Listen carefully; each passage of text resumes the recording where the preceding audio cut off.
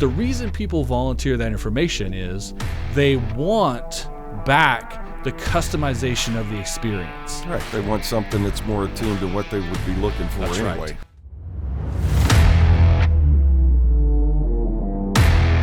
Welcome to the Golding Group Neo Marketing Podcast, a bi-weekly discussion of best practices, latest trends, and modern techniques for professional business communication, including advertising, marketing, digital channels, social media, public relations, and alternative options.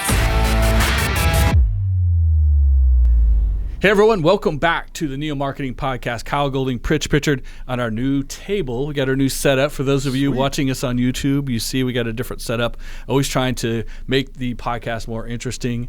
We'll also have some roofing going on in the building, so hopefully you guys won't hear too much noise from us today, but there will be some occasional bangs that may not make any sense. It's not us banging the microphones. It's 2 stories above us. But so this episode is coming to you from the Newport News shipbuilding yard. There you go. Bang, clang, clatter, clatter. The only thing we need is a chipping hammer now. So let's get right to it, though. So here we are, early February 2022.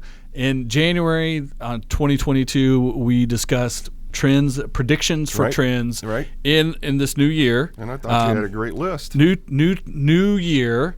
Not a new normal, just new and normal. Right. And that discussion went long, and I held back the actual biggest data trend that I think is going to happen for 2022 because I wanted to have a whole episode on that. Okay. And that is data activation. Yep. Not just data collection, data activation. Okay. What are you doing with the data? Okay. And how does it affect the consumer? Okay. That's the conversation I want to have today. I want to go deep on this. Okay. So activation as opposed to analysis. It's not enough to collect it. It's not enough to analyze it. It's not enough to know. It's the actual activation and the connection, the reaction from the consumer. How does it work for them is more important than everything else. Okay. And more important now than ever before. Well, that's true. We got tons of it. And it starts with this simple idea. Consumers are the most sophisticated they've ever been as far as being consumers and understanding marketing and advertising. Yeah. Consumers in 2022 are as sophisticated as they've ever been. They understand their data is being collected all day, every day. Right. Now, some people are pretty unhappy about that. Some people don't care, and there's a lot in between, right? And there are some that are oblivious. Right. But we all understand our data is being collected. Right. And then there's tons and tons of personal data about us that we volunteer up. Right. When you use a search engine, whatever you're searching for is connected to who you are, and typically that's connected through your online profile and an email address or something of that nature. Right. So what are you searching for? If you do any online shopping, all of that is connected. Yep. Activities. That's how Google has gotten so rich. That's right. All of our entertainment is digital now. Right. It's very rare you're getting stuff over the air, from the big networks. It's all coming through a box of some sort that's connected to the internet. All that data is being collected, going back to your profile. And there's a good amount of this. Again, we are volunteering. When you use a search engine, when you go to the website of Home Depot or Walmart or Amazon or any of those things, they're tracking what you're doing, and you know it. And some people will try to hide it, VPNs and things of that nature. But the reason people volunteer that information is they want back the customization of the experience. Right. They want something that's more attuned to what they would be looking for anyway. Right. There's a lot of people like to joke, I mentioned to someone just in person that I was interested in buying a new Chevy truck, and 2 minutes later, pop-ups on my web browser telling me about the new Chevy truck, right? But it's not far from that. It's not far from that. It's your digital footprint that tells them to send you that. But I would much rather be seeing ads for Chevy trucks because I do drive a Chevy truck and I own a Chevy truck, and if I were to buy a new one, it would probably be a Chevy truck than Ford or Nissan or a Yugo or a Mini Cooper or something that I'm not interested in. Right. Or a child's playground. Right. Yeah, because that's no good to me. I don't have kids. To you. Right. So we volunteer up that certain amount of data. We know that big business gets the rest of the data from other places. Point of sale systems. Anytime you use a credit card, debit card, The reason that Home Depot wants to email you your receipt right. isn't because they're trying to save the trees. Right. It's because they want to be connected to that email address that has a digital profile. Yep. So the point of sale systems, your online searches using your search engines, wherever you click, the old cookie, accept these cookies, right. accept our privacy policy, which everyone quickly clicks yes upon. Right. They're following you. They're also retargeting you. That's how the ads, like you go to a certain website, that website's going to follow you around with the ads and the banners and all the things. That's called retargeting. You now have also geofencing. Right. If your cell phone, as you know, our whole lives are on our cell phone. If your cell phone goes into a physical area near a store or in a certain part of town, etc., you get an ad that'll pop up, SMS or email that says, "Hey, you're nearby. Drop in, and here's 10% off, or here's a sale for you." And then just digitization of our records. So much stuff is digitized and inaccessible to people who understand how to do things online. Right. So the public knows this is happening. So then they have an expectation that they will get a customization of the process. Some benefit. They should get the benefit from it. Don't waste their time on things they don't want. Right. Definitely bring them things that they should like based on their past experience, who they are, demographics, etc. Right. So what this means for businesses is you in 2022 moving forward very much need to invest, whether it's time, money, or both, in customizing that experience, right. in tailoring your digital presentation, your marketing, everything, even the in-store experience, and we'll get to that in a minute, to what you know about your best consumer, your typical consumer, and individuals so that you can give them that customized experience they're looking for. Okay. That sounds complicated. Right. It's really not. There's a lot more effort than complicated algorithms and tools. There's plenty of those out there, but really it's the effort and going that extra mile, that extra step. And it goes, ultimately, that's customer service. How many times have we talked about the value of customer service on this podcast, right? So data provides you with the insights that you need to change how you're communicating with people and to change the offerings in some cases. That's right. Absolutely. And to give them offers that are specific to them. I think a great thing you'll see right now is AT&T's running their commercials with the example of 2 lollipops, right? I give you a lollipop and then you the best lollipop. Now, remember, it used to be, new customers get this deal. Right. People would say, wait, I'm an existing customer. What about me? I've been loyal to you for a lot longer than anybody else. AT&T has figured out that was alienating enough of their current customers, or they would hop from AT&T to T-Mobile to U.S. Cellular and back to AT&T to get the new customer discount. So why not offer it to everyone? And retention is more important than attraction, right? So connection to your audience, not coercion. Right. We've said many times on this podcast as well, because this is one of my favorite things to say to people in the world. No one wants to be sold anything, even when they need to buy it. Right. By sold, I mean actively engaging in, I'm trying to get your money from you because I'm going to give you my product or service. Right. They don't want to be sold something. Right. They want to have an opportunity to buy it if it's something they want or need or are excited about or find value in. So if you connect with them and present them the opportunity, not coercing them into getting something because it's a benefit to you to sell it today or at the rate you're trying to sell it to, et cetera. Right. Yeah. Your product offering, products, whether it's a product or service, needs to be not just the general, here's what we do, take it or leave it, but a curation of products or services specific to that person, whether it's individually because you know enough about them individually, they've shopped with you before, you have this data behind you from your point of sale and otherwise, or simply how more sophisticated consumers are operating these days and our typical target audience member. Absolutely. You have to at least start at that level of being specific, and that gets to differentiation, and it gets to really tailoring and focusing your message.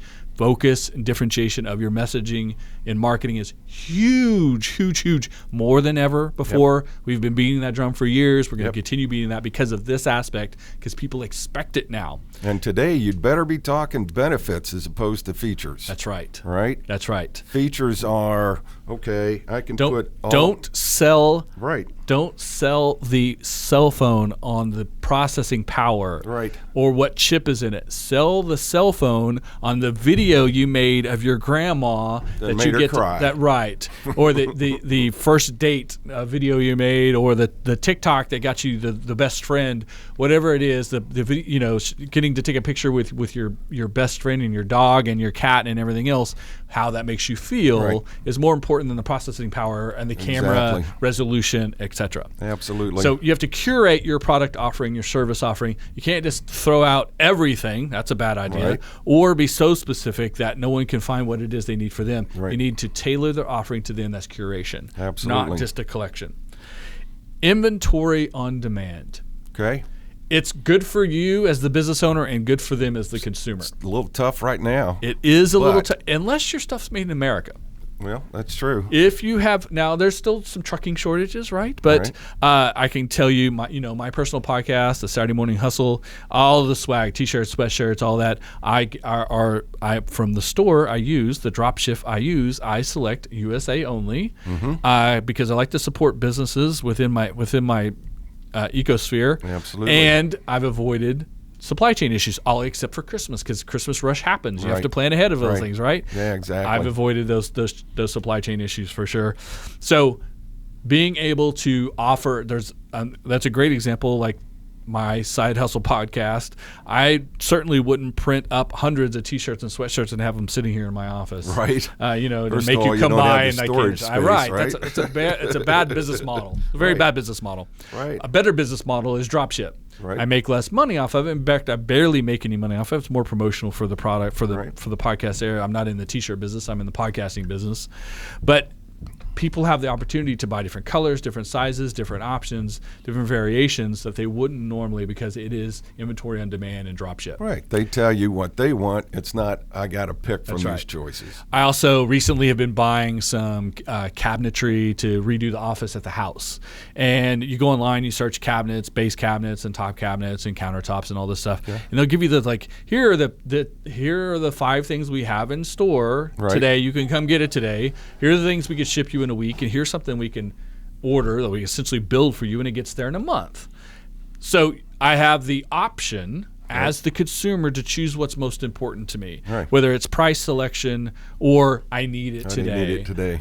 Or I've got a truck, I can go there and pick it up right now. And sometimes speed is more important. Sometimes the saving $1 or how it arrives to your door, step, etc. So inventory on demand is good for consumers because they have options and opportunities to choose, and they can customize the experience. It's good for you because you have to keep less inventory on the floor, less storage space, not even printing it. Like with the t-shirts and sweatshirts and swag that goes with my Saturday Morning Hustle podcast.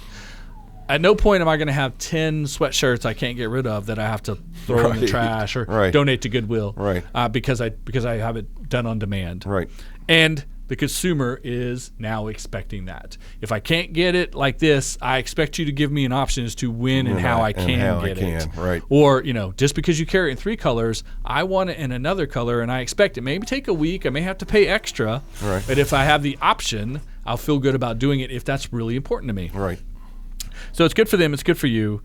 But at the same time, when you talk about this customization, you talk about curation, we're talking about real consumer behaviors, not just demographics. The old idea, right? Men do this, women do this. People over 50 do this. People under 18 do this. And there are still some generalizations that still make a lot of sense, right? Men and women are different. Old and young are different. But there's a ton of gray space in those. Like, sure, I know my wife loves football. You can't say only men watch football. But yes, I know plenty of women who like football, who like UFC fighting. I know plenty of men who are super active on Pinterest.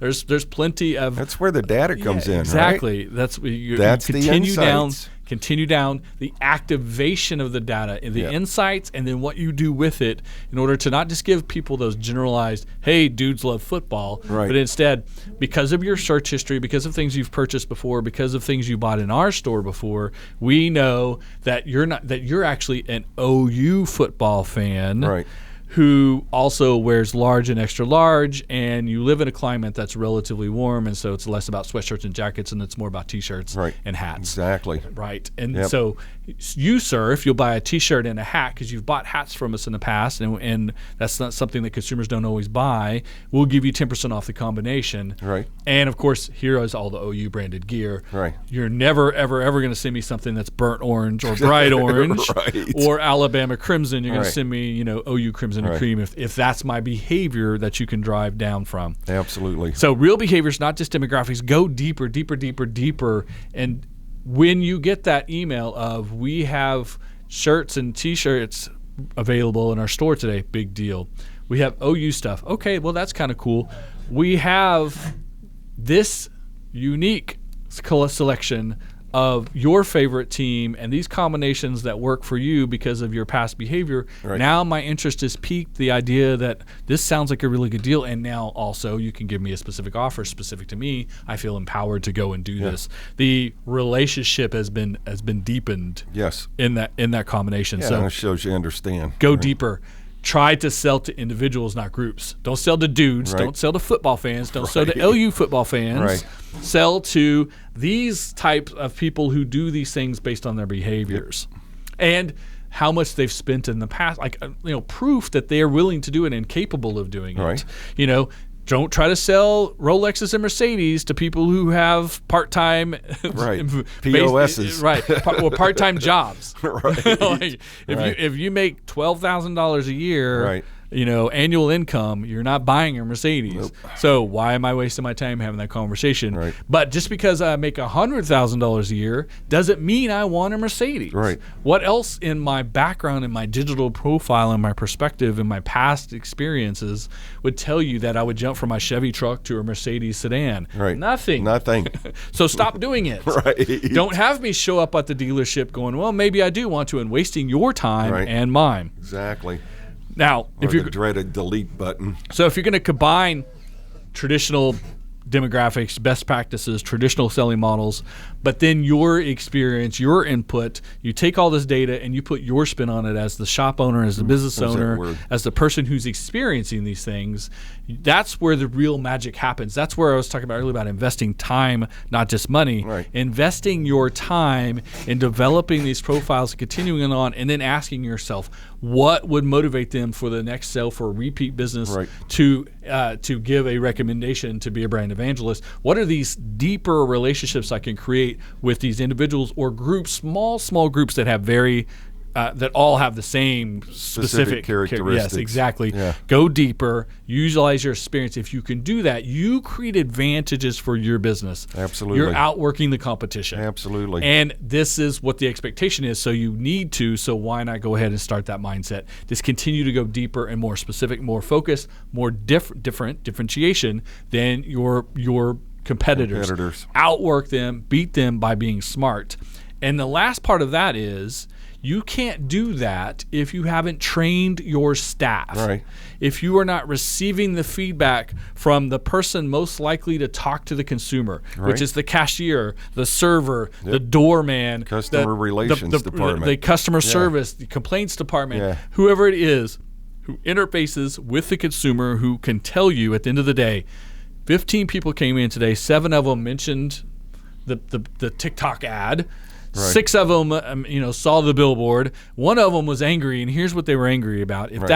If that feedback can't get back into the decision-making process, then you're failing because you can't continually go deeper and customize the experience. Right. Well, that was only one complaint. Well, you look at that one complaint, and that one complaint, and that one complaint. Now you got a trend. One complaint across 15 different cashiers and 3 different shifts in 8 different locations. Yep. And now that one complaint is your worst issue, your biggest issue, and something you absolutely need to address. And because it's a complaint, because people will tell you, I don't like this, I want it this way. If you find enough of that, if you get a trend in that information, then making that change not only makes you more attractive to them and other consumers in the future, can actually build loyalty. You can reverse the negative situation of I was unhappy about this. Now that I see you addressed it, you heard me. You heard me. Even though I heard you and 200 people had the same complaint. But I will think you heard me. I will give you a second chance. Sure, absolutely. Because you made that change based on me. Right. I did that, folks, right? That. You know, the old Saturday Night Live skit, I started the wave. I did that, right? Right. You didn't do that, but people will feel that way.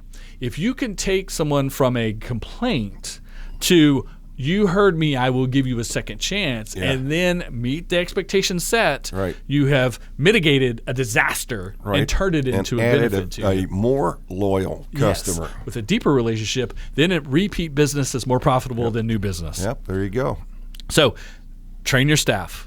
At every aspect, explain to them what your marketing is, how you're doing things, the information you need to get back up the chain, and then listen to them when they tell you. Hey, everyone's mad, everyone's yelling at me. That's not enough. Right. Why? What are they saying specifically? What is motivating them to yell at you? Right. Sorry that they're yelling at you, but how do I fix that? How do I have people yell at you less? By telling me what it is they're yelling about, or what's the trigger, so that I can make the change. Right. Right? Absolutely. So you, at the same time, your actual marketing should not look or feel like marketing or advertising. Right. And it should never, ever, ever feel like used car sales. Oh, absolutely. I had to put that disclaimer in there. It's not just sales. You need a sales process. Right. You need to make it as easy as possible for people to buy something. But don't twist their arm. Right. Tick on a hand. Don't close on them the minute they show up. Right. Be in a process with them that's comfortable for them, the way they want it, but ultimately get you to the sale. You have to execute. You have to convert, right? Right. Your marketing has to convert into economics, or you don't make any money and then you're dead in the water, right? Right. But you can't go right for the throat. Right. People don't appreciate that. They don't like to be sold things, even when they're trying to buy things. I don't want you following me around right. the store either.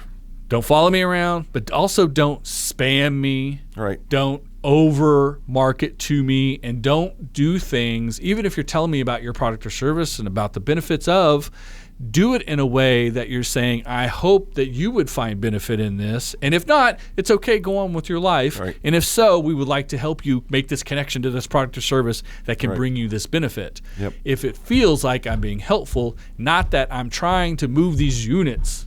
ABC, always be closing, right? It's not about selling and hitting my numbers as a sales manager today. It is about providing the benefit to the consumer as something they value, at a transaction that's beneficial for both sides of the conversation. If you can gauge in that process, the likelihood of conversion goes up, and then the likelihood of repeat set them meet the expectation, et cetera. And then you're into a deeper and deeper and deeper relationship, and you're learning from them at the same time, so that you can continue to do a better job of attracting them back with better and better offers. And if you take that focus, the numbers will come. Yes. There's paid advertising, paid marketing, paid placement. Then there's organic, there's customer service.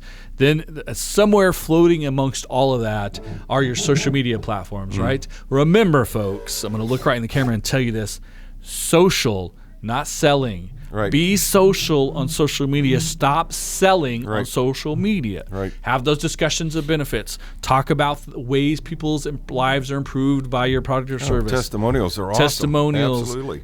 Show the behind the scenes. Show the people behind the business. Right.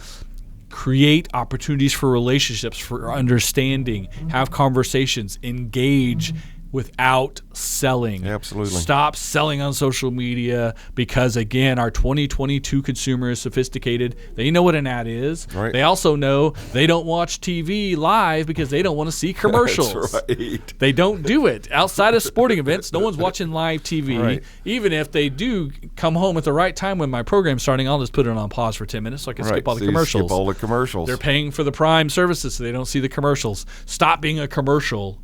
Yeah. Be a conversation, be an engagement, be an opportunity to present what it is you do and the value, and let people find that value on their own. Don't shove it down their throat. Yeah, exactly. So there's more effort here to create repeat business. The more you learn about someone, the more you can create opportunity for repeat business. Repeat business is the best business. Yeah. The most profitable business, and the continuation of this relationship within teaches you more about that person, so that you can do a better job of deepening that relationship again.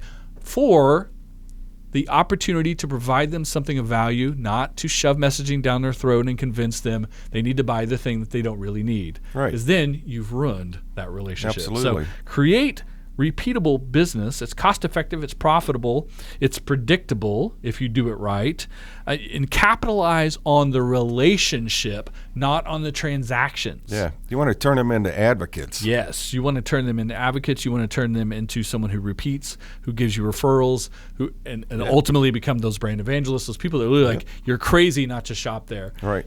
There's no paid marketing, no advertising, no PR even. Right.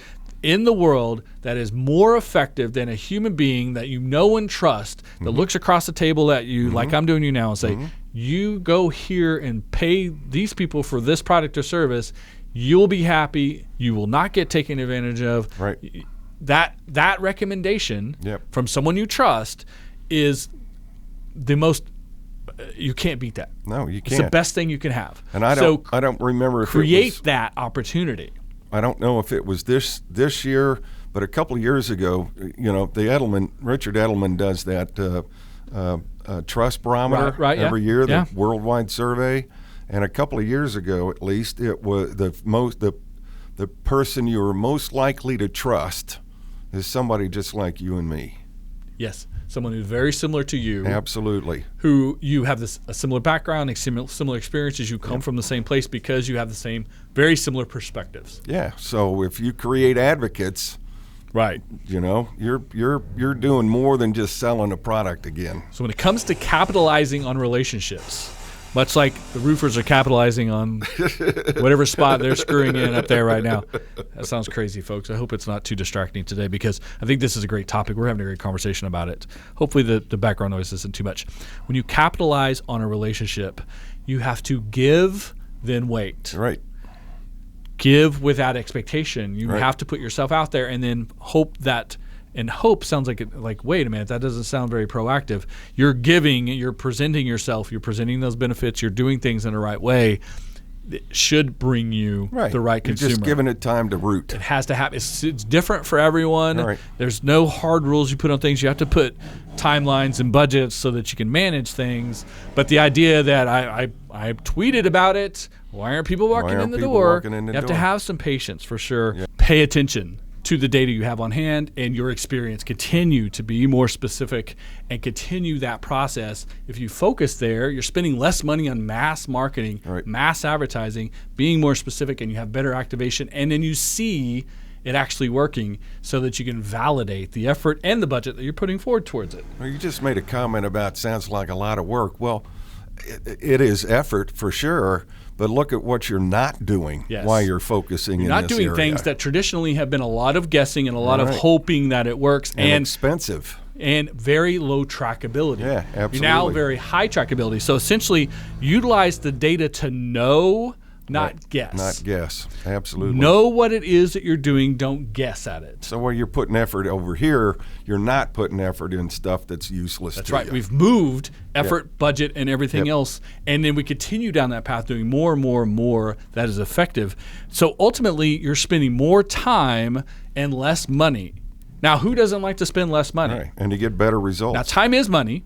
So there is a cost shift somewhere. Right. But would you rather spend your time, invest your time, put extra effort in, put another person on your team than to throw cash at something that you hope works? Right. Right. Right. And have no way to prove whether it does or not because it has the lesser trackability. So this is highly trackable, highly customizable, highly adaptable, and continually furthering these deeper relationships the consumers expect in 2022. So why wouldn't you put your sweat equity there instead of putting budget into mass marketing? Right. And you're still expanding your reach. You're still open to the potential that someone randomly finds you, that randomly comes across you or comes through a recommendation from others, or they, hey, that's a nice jacket. Where did you get that? All that is coming with it. So the idea that you're spending time on repeat business and being focused on specific consumer groups in the smallest groupings you can doesn't mean you're not mass marketing, because those efforts are creating opportunities for other people to do the job for you, to build upon what you've built. And then the general fact that people are searching online, that people are looking for different things, that they are not going to the same store they've always gone to. They're not going to the place that's just down the street because it's convenient. The consumers are looking at everything. Right. They're doing more of the work for you, so you now have to do more work in different ways to engage them and meet the expectation that they have. Bam. So this actually is a huge, huge advantage. I'm going to end on this because it's so important. Huge advantage for small businesses competing with big businesses. Yep. You might be thinking the last 30 minutes you guys are talking about stuff that only Walmart and Home Depot and Amazon can capitalize on. No. Nope. Almost every mom and pop in this country right now is running on a digital POS, whether it's a Square or some other unit. Right. There's data collection that's happening there. There's all kinds of information about your consumers, what they've done in the past, all the traditional trends, the things you know from your experience being in the store, talking to your customer, talking to your staff. Your staff is engaging directly with the customers. What questions are they asking? What are they searching on your website? All of that's available to everyone and anyone. The small business has the opportunity to invest time, not money, right, and continue to engage while you shop at a small business. Because of the personalization, because of the customization, that conversation we had here in Oklahoma when they passed the liquor laws, they said, oh no, Walmart can sell liquor. It's going to ruin the liquor stores. I'm like, no. Liquor stores, I don't go to Walmart to buy a bottle of wine as a gift. I go to my liquor store and ask them, what's a nice bottle of wine I can buy for something? Here's the person I'm buying for. Right. I have a friend who drinks this type of bourbon, but I'd like to try something new. What's something similar? The input I can get from the person who works at the liquor store is 180 degree different than what I can get from the stock boy at Walmart. Right. And the now that you can't even ask the cashier, they don't even have cashiers. Right. Like that's all self-checkout, right? Self-checkout. So small businesses compete with big businesses by being different. How many times we said differentiation in this podcast? Right. Being different, differentiation is the key. Small businesses can emphasize that and customize this process by simply just paying attention to whatever data they have available. Don't stop at demographics. Don't stop at basic sales trends. Don't stop at the fall collection, the winter collection. Go deeper into who are your best consumers? Who do you see on a regular basis? What are their activities? How can you find ways to connect with them on things that aren't buying your product or service and deepen this relationship, turn them into brand ambassadors, people who give you referrals, etc., and utilize them as almost a sales force for you. Absolutely. Small business can do that because they're more connected to the consumer. They're closer to it. And they can put the effort in, right, and the effort allows you to spend less cash. And of course, the small business always wants to spend less cash. Right. So there's huge benefits to small businesses trying to compete with big businesses by collecting, utilizing, analyzing, and activating upon data. Data activation is going to be the biggest, most important thing you can do in 2022 because consumers don't always shop on price or vast selection. Right. They do shop on options and availability for them and customization and the business that's willing to step up and present to them the way they want it. Right. Connect with them as a human being. Don't sell them anything. Just give them an opportunity to buy your product or service. Treat them the way they want to be treated. All of these things that big businesses have a harder time doing than small businesses because the small businesses are more connected to their consumer. So take advantage of it. Combine that with data you can collect off your point of sale system, off your website, off your email list, off your social media. Engage people. Talk to everyone who comes through the store. Compare it to this other data you could collect, and you really can understand who your consumer is and how to continue to build repeat business and referrals and promotion of your business through them. Absolutely. There you go, folks. There you go. It was a big, long conversation today. The roofers were doing their thing. We're sitting at our new table. It's all new for 2022. But as you can tell, we're excited about this concept because we really believe this is what's going to be important for you in this year. This is how all businesses, but specifically small businesses, are going to come out of the pandemic and all the changes that happened the last 2 years. You have to capitalize on it and make it work for you as best as possible. And our consumers nowadays are sophisticated. They get it. They know it's not a quid pro quo anymore. It's a relationship. Right. So engage them as a relationship. There you go. Here you go, folks. Thank you so much for tuning in and sitting through the roofers hammering on our roof and whatever noise you might have heard. How many times I bumped the microphone. We appreciate you very much. We'll be back in 2 weeks with a new episode. Check out data activation and how it works for your business. We will see you next time on the Neo Marketing Podcast. Good luck. Ciao.